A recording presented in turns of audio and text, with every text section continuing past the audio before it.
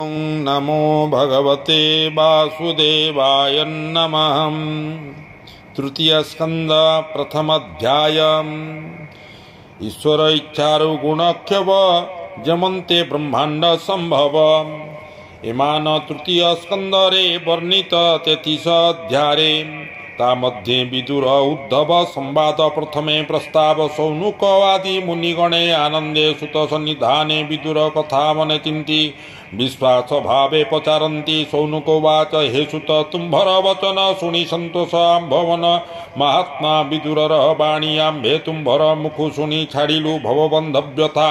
विस्तारी कहतार कथा सर्वसंपद छाड़ी बने किंपा से कला दुख मने अनेक तीर्थे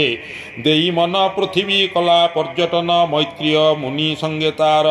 एकांते आध्यात्म विचार कहीं बा नदी तीरे बने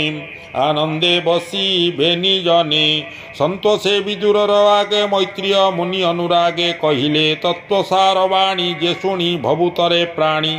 से कथा कह मुनिवर विदुर विष्णु भक्त सार से बंधु त्यागी किबा अर्थे पुणी मिलिला इंद्रपस्थे मंत मुनिंकर वाणी सुत संतोष मने शुणी कहंती सौनुकंक आगे कृष्णर भाव अनुरागे सुतोवाच शुण हे मुनिगण तो से कथा सुख मुनि पासे आनंदे अभिमन्यु सुत पुछिला विदुर चरित से मुनि कहिले जेमंते से कथा शुण एक चिते सुख बोलंती भाव भरी शुण परीक्ष दंडधारी शिशुकोवाच से धृतराष्ट्र जेते बळे निष्ठुरहीन बुद्धि बळे अधर्मे धन से संचयी निज सुत को भोग देई पांडु सुतंकु देखे भिन्ने निंदई निष्ठुर वचने बालके पितृहीन होई मातार संगे दुखे सई हस्तिनापुरे तांक घरे बंचती अति अबे भावरे तांक मरण इच्छई भीम को विष लड़ू देई जतुर घरे अग्नि देई सुबळे गोविंदर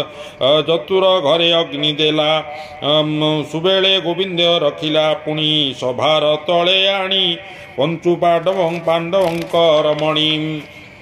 केश आकर्षि बाहु बळे विवस्त्र कला सभा तले कुच कुंकुम बहे उरे अधोवदन अश्रुधारे बधुर दुख से शुणिला पुत्रं को बारण न कला माया कपट पशा करी द्युत खेलई धन हरि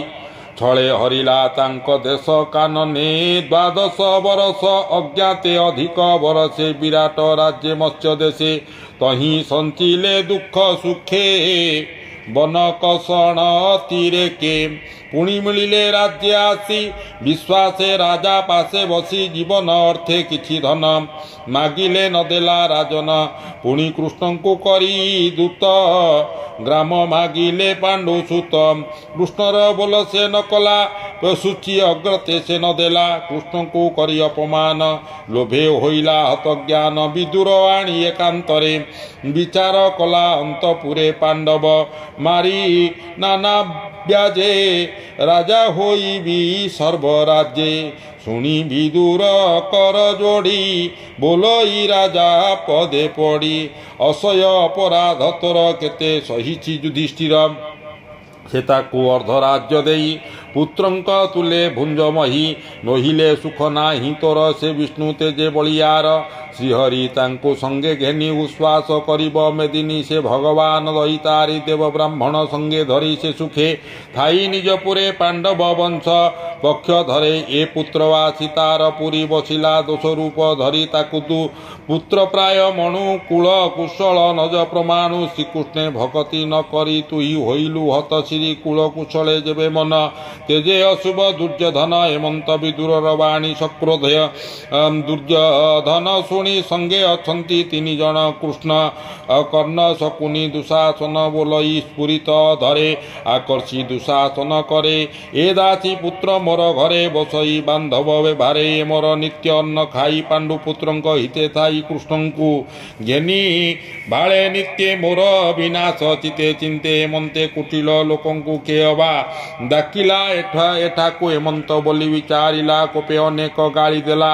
दशने कामड़ी अधर बोले दंडाई कर दूर यहाँ को दंडे नथुओ राज्य बाहर कर दियो हेमंते तार वाक्य शुणी वज्र पड़ा प्राय मणि परम उच्चाट वचन ଶୁଣି ହୋଇଲା ହତ ଜ୍ଞାନ ଜ୍ୟେଷ୍ଠ ଭ୍ରାତାର ତୁଲେ ଥିଲା ରାଜା ହିଁ ଆଶ୍ୱାସନ କଲା ତକ୍ଷଣେ ଉଠି ସେ ବିଦୁର ଚିତ୍ତେ ଚିନ୍ତଇ ଚକ୍ରଧର ବିଷ୍ଣୁର ମାୟା ବିଚାରିଲା ତକ୍ଷଣେ ବନତେ ପଶିଲା ସମ୍ପଦ ତୁଚ୍ଛ ପ୍ରାୟ ମଣି ମନେ ଚିନ୍ତଇ ଚକ୍ର ପାଣି ହସ୍ତିନା ନଗରୁ ବାହାର ତୀର୍ଥ ଗମନେ ଆଗୁସାର ମିଳିଲା ଯାଇ ଘୋର ବନେ ଭ୍ରମଇ ଋଷି ବିପ୍ରସ୍ଥାନେ ମନେ ଚିନ୍ତଇ ତୀର୍ଥ ଗତି ହରିଭକତ ଜହିଛନ୍ତି ନିରାଶ କରି ଆତ୍ମମନ ଗ୍ରାମ ପାଟଣା ଉପବନ ସୁପୁଣ୍ୟ ଗିରି କୁଞ୍ଜ ଦେଶେ ଭ୍ରମଇ ତୀର୍ଥ ଅଭିଳାଷେ ପୁଣ୍ୟ ସରିତ ପୁଣ୍ୟ ସର ନିରତେ ଭ୍ରମଇ ବିଦୁର ଅନନ୍ତ লিঙ্গে সিদ্ধ জহি শুদ্ধ পবিত্র পুণ্য ভূই হেমন্ত অবধূত বেশ বিদুর ভ্রমে পুণ্য দেশে হরি তোষণ ব্রত যেতে তপে তোষ ইয় বীরতে আনন্দে কবার হরি बोल।